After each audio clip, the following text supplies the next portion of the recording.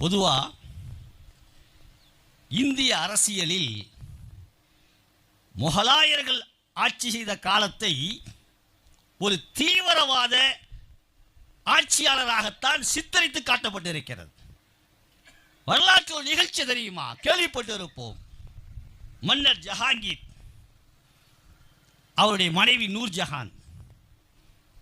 நூர்ஜஹான் தன்னுடைய அந்த அரண்மனை தோட்டத்திலே அம்பு எய்து பயிற்சி எடுத்துக் கொண்டிருக்கிறார். சொல்கிறார்கள், அந்த நூர்ஜஹான் மன்னர் ஜஹாங்கீருடைய அரசியலிலே பங்கெடுத்தவள், போர்க்களத்திலே துணையாக நின்றவள். அம்பு எய்து அவ பயிற்சி எடுக்கிறார். அம்பு குறி தவறி ஒரு அந்த வழியாக கடந்து சென்ற ஒரு சலவை தொழிலாளியை பதம் பார்க்கிறது. செத்து போகிறான். பிரச்சனை நீதிமன்றத்துக்கு வருகிறது. நீதிபதி சொன்னார், ஜெயிலில் போடுங்க, கொலைக்கு கிசாஸ் வாங்கணும், கொலைக்கு கொலை தான். என்ன எழுதுறாங்க?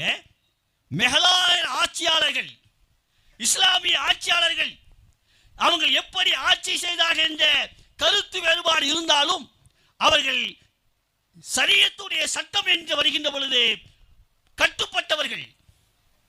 ஜெயிலில் அடைக்கப்படுறாங்க. ஒரு மன்னருடைய மனைவி. எல்லாம் சொன்னாங்க, நீங்க மக்தூலுடைய வாரிசிட்ட பேசுனா சரியாயிரும். என்ன சொன்னா தெரியுமா?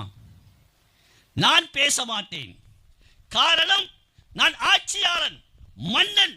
நான் பேசினால் மன்னர் பேசுகிறார் என்பதற்காக அவர்கள் மன்னித்து விடலாம், அது தியத்தை பெற்றுக் கொள்ளலாம்.